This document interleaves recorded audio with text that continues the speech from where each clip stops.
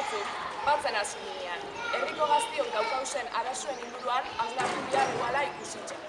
150 gazte baino gehiagok emon genduan gure arazoen inguruko iritzia, eta oneri arazoari buelta emon behar jakela ikusi genduan.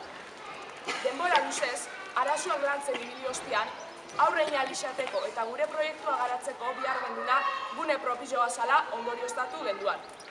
Azkan urte honetan, herritxik eta herrisentzat izango da proiektua garatzeko beharrezkoa dugun gune hori aldarrikatzen ibili, eta azkanean lortu dugu.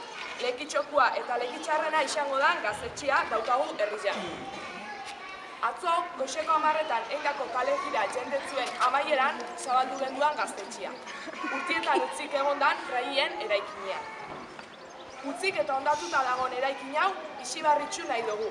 Beraz, errespetuz eta zentzuz jokatuko dugu bai eraikinen jabe dira zen fraiakin zein auzokideak.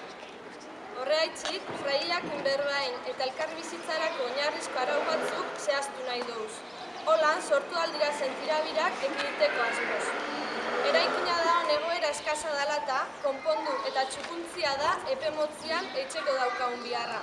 Bestalde, desalojo arriskua dago eta hasiera baten 24 orduz hemen eoteko asmo daukagu.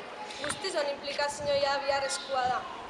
Proiektu herritxarra daukagunez helburu, gaztetxean edozein norbanako zen eragilek tokiz eukiko dago. Eta beraz, herritxar orori deiza itxotzau gaztetxe ezagutu eta hemen parte hartzeko.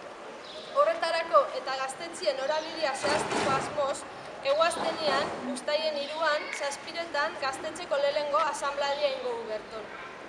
Astion, goizero, auzolana egongo da, eta arratzaldero ekimenen bat egongo da.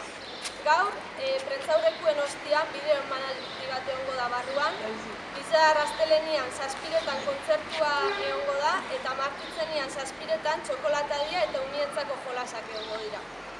Danon artean, eraiki behar dugu, danona izango da aterpia. Danon artean eraikitzen ez badugu, ez dalako izango lekitxoko gaztetxea.